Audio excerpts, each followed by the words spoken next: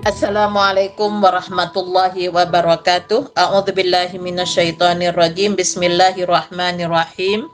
Alhamdulillahilladzi anzala ala 'abdihil kitaba wa lam yaj'al lahu 'iwaja qayyiman liyundhira ba'san syadidan min ladunhu wa yubashshiral mu'minina alladzina ya'maluna shalihati anna lahum ajran hasana makisina fihi abada. Asyhadu an la ilaha illallah wahdahu la syarikalah wa asyhadu anna Muhammadan abduhu wa rasuluhu la nabiyya ba'dah. Qala Allah Ta'ala fil kitabil karim. Bismillahirrahmanirrahim. Alif lam ra. Kitabun anzalnahu ilaika litukhrijan nasa minadh dhulumati ilan nuri biizni rabbihim ila siratil azizil hamid. Pemirsa dan pendengar yang dirahmati oleh Allah, pada Quran Surat Al-Kahfi ayat 1 sampai ayat 3 memberikan penjelasan bahwa Allah telah menurunkan Al-Quran kepada hambanya lewat Rasulullah Sallallahu Alaihi Wasallam sebagai bimbingan yang lurus agar supaya manusia itu tidak menempuh jalan yang bengkok. Dan di sisi lain, Al-Quran berfungsi untuk memperingatkan akan siksa yang sangat pedih dari sisi Allah jika manusia tidak mengikuti petunjuk-petunjuk Al-Quran itu. Kemudian di sisi yang lain, Al-Quran berfungsi memberikan kabar gembira kepada orang-orang beriman yang mengerjakan kebajikan bahwa mereka akan mendapat balasan yang baik, mereka kekal di dalamnya untuk selama-lamanya. Kemudian pada Quran Surat Ibrahim ayat 1, Alif Lam Ra, ini adalah kitab yang kami turunkan kepadamu Muhammad agar engkau mengeluarkan manusia dari kegelapan kepada cahaya terang benderang dengan izin Tuhan mereka, yaitu menuju jalan Allah yang maha perkasa lagi maha terpuji.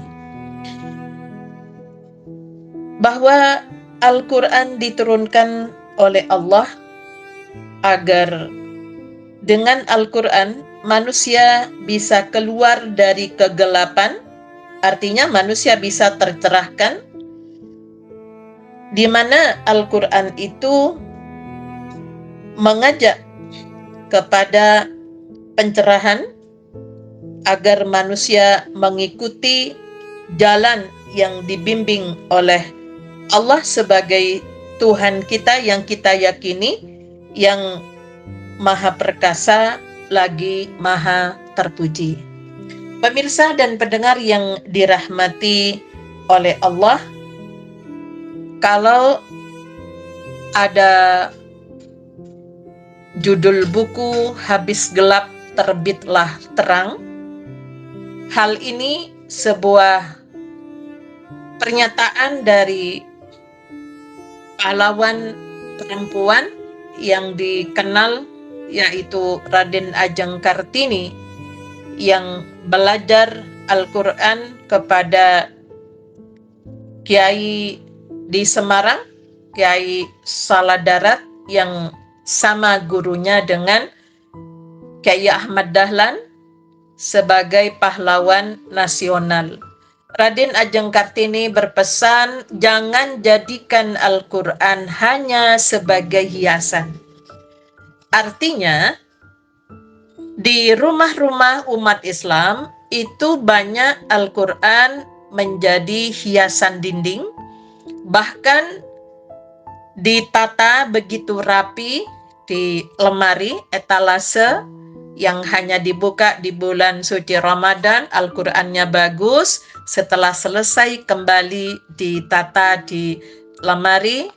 Namun mereka tidak paham dengan apa yang dibimbingkan oleh Allah di dalam Al-Quran itu, yang fungsinya sebagai petunjuk bagi manusia yang akan mengeluarkan manusia dari kegelapan menuju cahaya, artinya manusia jadi tercerahkan dengan Al-Quran. Nah, beberapa contoh keseharian yang masih belum menjadi gerakan bagi kita umat Islam, jadi Al-Quran hanya sebatas dibaca dan dihafal, maka seperti ajaran tentang kebersihan yang dikenal di dalam Al-Quran, Taharah, di surat Al-Baqarah ayat 222, Allah menutup dengan innallaha yuhibbut tawwabina wa yuhibbul mutatahhirin. Allah itu suka kepada orang yang bertaubat kembali kepada jalan Allah dan senantiasa suka kepada orang yang menjaga kebersihan atau kesucian. Bahkan pada surat Al-Muddathir wa siyabaka fatahhir, Allah memerintahkan agar supaya pakaian kita itu disucikan. Artinya dari cara memperoleh pakaian itu, uang yang digunakan untuk dibelanjakan, kemudian secara fisik pakaian yang kita gunakan, maka kita biasakan dari najis yang memang di dalam Islam ini ada syarat ketika akan melakukan ibadah harus suci dari hadas dan najis. Masih banyak yang tidak paham mana yang kotor dan mana yang najis. Kemudian yang kedua, seperti membiasakan surat Ali Imran ayat 133 dan 134. Setelah kita mendapatkan pembinaan pada bulan suci Ramadan, di mana kita 1 bulan penuh kita berpuasa dengan tujuan Allah merumuskan la'allakum tattaqun, agar supaya kalian bertakwa. Nah, bahwa orang-orang yang bertakwa, yang di situ dikatakan wasari'u ila maghfiratin mir rabbikum wa jannatin arduhas samawati wal ard wa iddat lil muttaqin. Dan bersegeralah kamu kepada ampunan dari Tuhanmu dan kepada surga yang luasnya seluas langit dan bumi yang disediakan untuk orang-orang yang bertakwa. Sehingga kalau umat Islam merindukan surganya Allah, maka bagaimana caranya? Allah memberikan ampunan kepada kita. Nah, dan surga itu disediakan oleh Allah hanya bagi orang-orang yang bertakwa. Kemudian di ayat 134 Allah memberikan penjelasan tentang ciri atau karakter dari orang yang bertakwa itu adalah alladzina yunfikuna fis sarra'i wad dharra, yaitu orang-orang yang membelanjakan harta baik di waktu lapang maupun di waktu sempit. Jadi tidak menunggu lapang terus, tapi dalam keadaan sempit pun mereka masih bisa mendistribusikan mana hak diri, hak keluarga, dan haknya agama. Kemudian wal kadhiminal ghaidhah, yang kedua menahan amarahnya, wal afina anin nas, dan memaafkan kesalahan orang lain. Kemudian ayat 134 ditutup dengan wallahu yuhibbul muhsinin, Allah menyukai orang-orang yang berbuat kebajikan. Nah, yang dimaksud dengan wal kadhiminal ghaidha wal afina 'anin nas, dua hal yang memang harusnya tidak dipisahkan, yaitu mereka yang pandai menahan marah dan mudah memaafkan manusia. Tentu ini bukanlah anjuran agar kita menunjukkan sikap lemah, tetapi seperti dikatakan di dalam pepatah Arab bahwa seseorang tidak akan memberi sesuatu kecuali kalau dia punya sesuatu tersebut. Al-insanu la yu'ti illa malahu. Kita bisa memberi uang kalau kita punya uang. Kita bisa memberi makan kalau kita mempunyai makanan. Nah, untuk itulah kalau kita sanggup memberi maaf berarti kita mempunyai kekayaan yang membuat sanggup memberi maaf.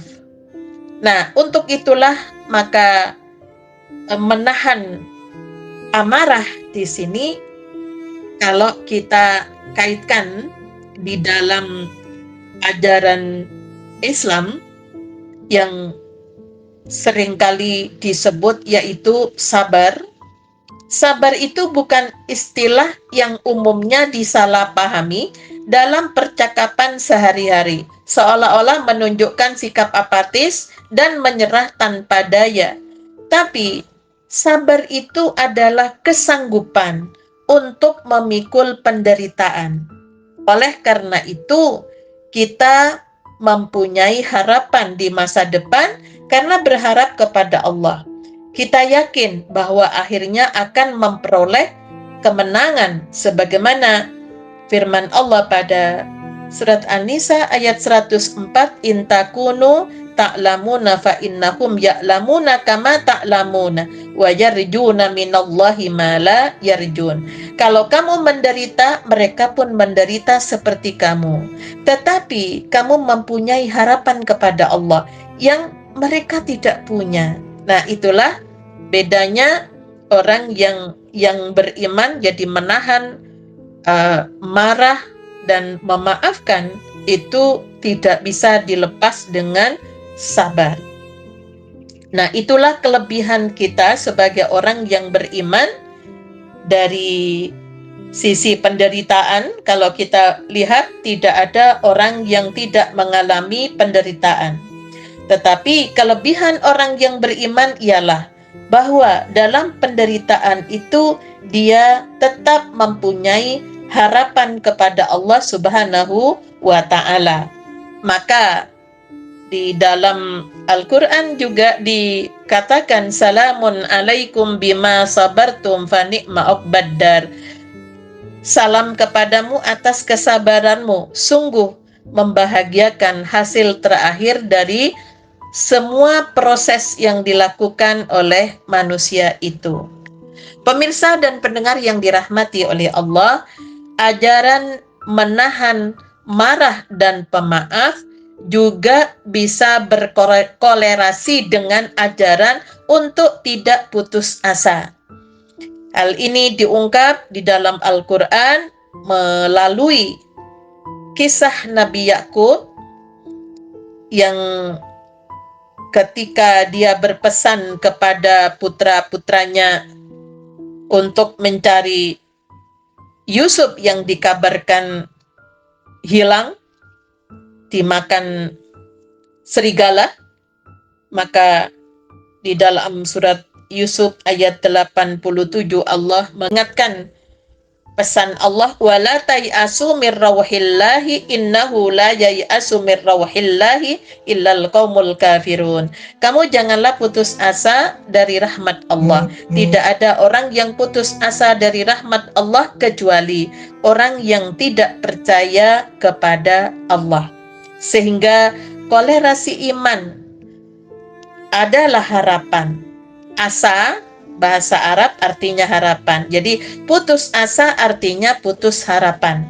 Maka kaum yang beriman selalu mempunyai energi untuk menghadapi tantangan. Itulah sebabnya mengapa kita dianjurkan melalui sebuah hadis agar setelah selesai salat kita berzikir dengan subhanallah 33 kali, alhamdulillah 33 kali, kemudian Allahu Akbar sebanyak 33 kali digenapi dengan la ilaha illallah 1 kali sehingga jumlahnya menjadi 100. Nah, kalimat tasbih Maha Suci Allah bermakna membebaskan diri kita dari praduga yang negatif kepada Allah dalam hidup ini. Banyak sekali pengalaman yang tidak semua menyenangkan.